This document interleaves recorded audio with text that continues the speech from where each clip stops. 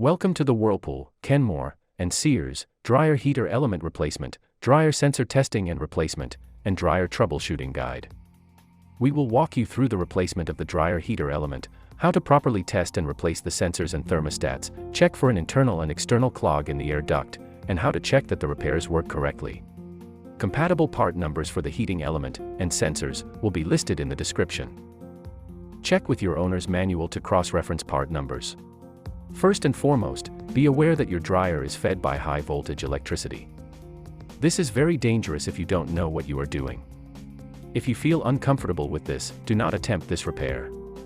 Before doing anything with your dryer, you must disconnect any and all sources of electricity to it. First, before anything is done to the dryer, shut off the electrical breaker inside the electrical panel. Second, unplug your dryer from the wall outlet. Remove the exhaust hose by pressing the two tabs together. Remove the rear panel screws. You will need a 1/4-inch size wrench or socket.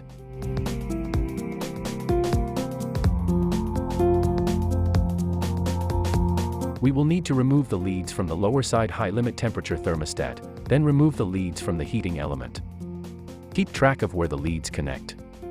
You do not want to reconnect these to the wrong spot. Next, measure the leads to the heating element.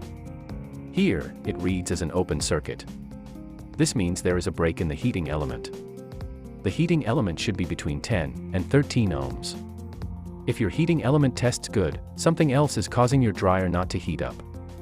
In that case, test all of your sensors, shown in the second half of this guide. We can now go ahead and remove the heating element. To remove the heating element, we first need to remove the top cover to the dryer to easily access the top screw. First, remove the two screws to the lint screen holder. Next, use a putty knife to release the two side clips to the dryer cover. You will need to press against the clips properly to release them. This is what the putty knife needs to press against.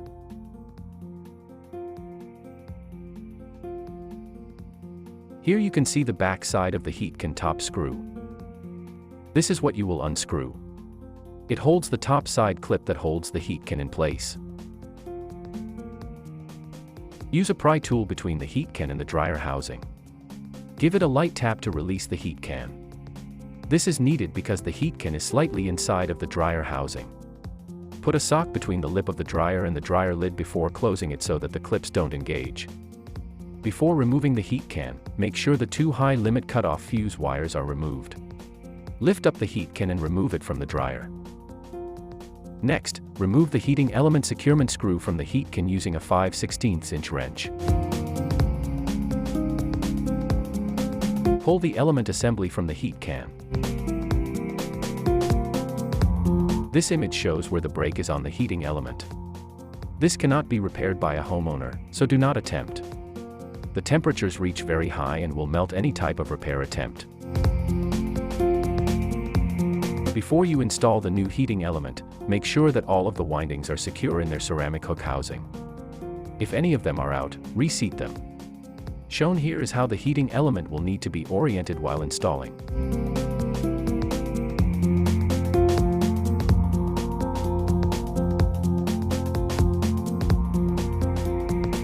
After it has been slid into the housing, make sure the screw hole lines to with the casing hole. It is essential for this screw to be installed. Without it, the heating elements will short out on the casing. Flex the heating element up, and align it to the hole, then insert the screw with a 5/16" wrench. There is a hole on the heating element labeled A and B. Here we chose hole B. Hole A would have also seemed to work just fine.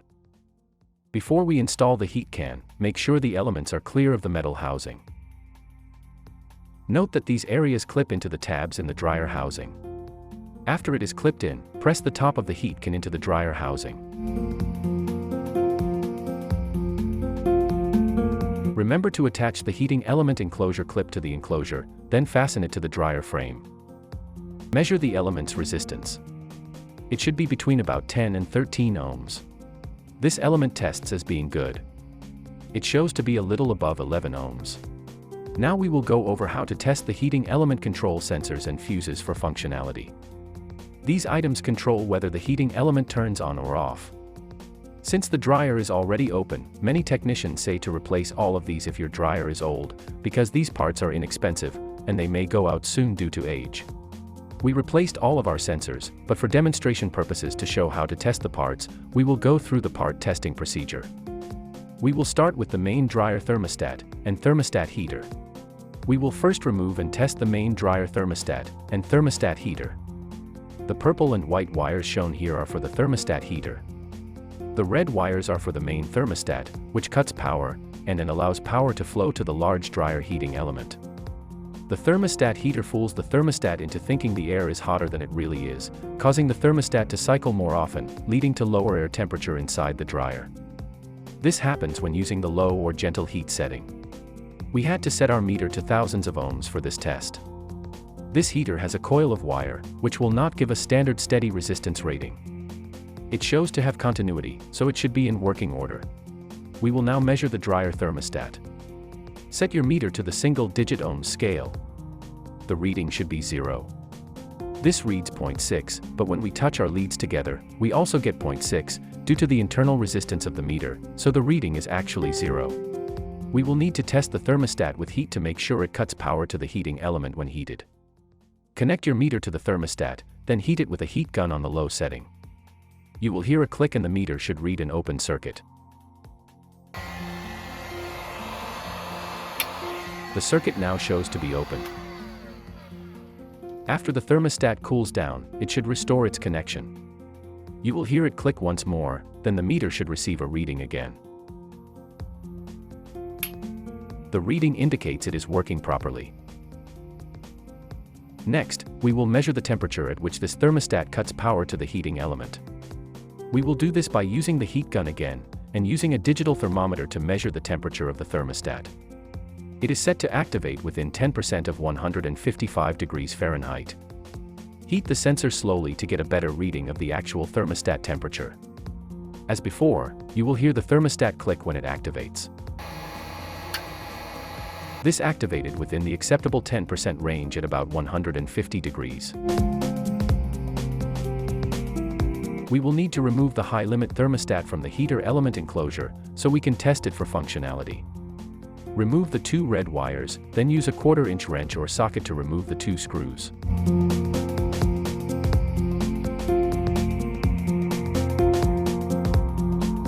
Next, we will test the high-limit thermostat for continuity, and for functionality when heat is applied. Here, you can see that the thermostat has continuity. We will use a heat gun on low, to apply heat to the thermostat, until we hear a click indicating it should have cut off the internal circuit.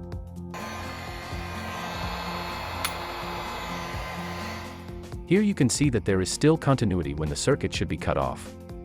This shows that the thermostat is not functioning properly, and will need to be replaced.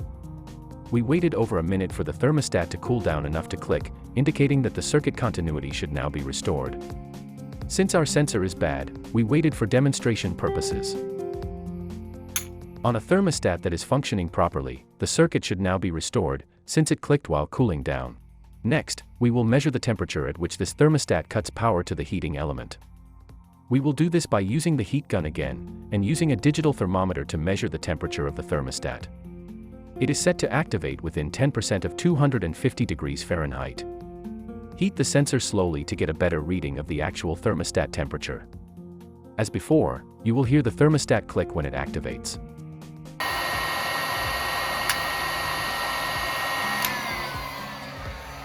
This activated correctly within 10% of 250 degrees. We will now need to remove the high-limit thermal fuse that is toward the top of the heater element enclosure. Remove the 2 red wires, then use a 1/4-inch socket or wrench to remove the thermal fuse. The only test that needs to be done is to test for continuity. If the fuse is bad, there will be no continuity. This indicates the heating element is getting too hot. This can be caused by a bad main dryer thermostat, located by the dryer's fan, and or a bad high-limit thermostat, located at the bottom of the heating element enclosure. This may also indicate there is a restriction in the dryer's exhaust, either internally or through the dryer exhaust duct in the wall. This fuse shows to be bad since it has no continuity, so it will be replaced. This was most likely due to the bad high-limit thermostat that we previously tested, which may also have contributed to the heating element going bad, by overheating it. Next, we will remove and test the main thermal fuse. If this is bad, your dryer will not turn on. If even just the fan is turning on, this fuse is good. This needs to be tested in case the dryer isn't turning on, to test if the fuse is bad, or if the cause is another component in the controls. If this is bad, it usually means the dryer is getting very hot, and the cause of that needs to be investigated. This shows continuity, so the fuse is good. Reinstall the main dryer thermal fuse.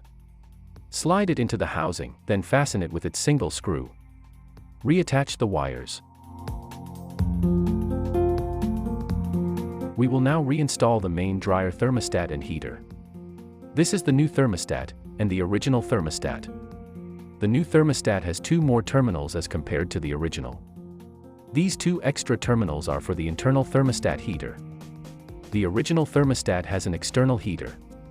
To keep the original thermostat spacing, we will be installing the original heater. If using the original heater, place the thermostat inside of the heater hole, then place the assembly into the dryer frame. Line up the holes, then install the 2 mounting screws.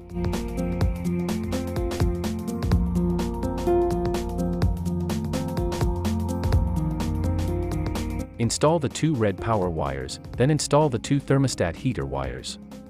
We used the original external heater contacts in this example. The internal heater contacts on the new thermostat can be used instead. Now we will install the new high-limit thermostat. Align the holes on the heater element housing with the holes on the thermostat, then insert the mounting screws. Reinstall the corresponding red wires to the thermostat terminals. Next we will install the new high-limit thermal fuse. The new fuse has a tab on one side instead of a screw hole. Insert the tab inside of the top left screw hole, then insert the mounting screw into the bottom right hole.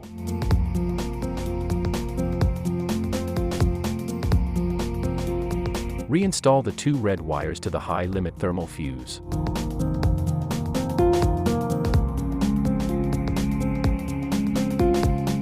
Next, we will check the internal air duct for clogs.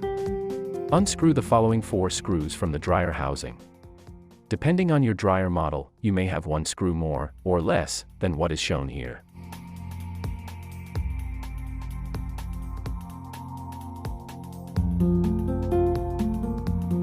Make sure that the top air duct screws are also removed. Pull the duct to the side. Check the fan and the duct for debris and clogs. This fan and duct looks to be clear. Reinstall the duct screws after this inspection. Reattach the rear panel with the 1/4-inch screws.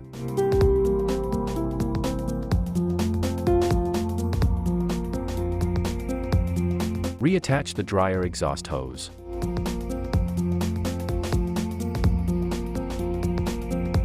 Shut the dryer lid, and screw the lint screen housing to the lid. Plug the dryer back into the wall outlet, then turn the breaker back on. Next, we will test the overall functionality of the dryer heating cycle with a thermometer. Run this test while the dryer is completely empty. Do this with the exhaust hose disconnected, then again with it connected to the wall exhaust duct. The dryer should heat up to within 10% of 155 degrees Fahrenheit, then cool down. This cycle should repeat until the dryer turns off. The thermometer we used is a little off, but it shows how the cycle works. We verified that the maximum temperature is around 155 degrees, with an infrared thermometer. If the dryer functions with the hose disconnected but overheats when it is connected, you most likely have a clogged exhaust duct in the wall. These should be cleaned out periodically. This concludes the Kenmore, Sears, and Whirlpool dryer heater element replacement, dryer sensor testing and replacement, and dryer troubleshooting guide.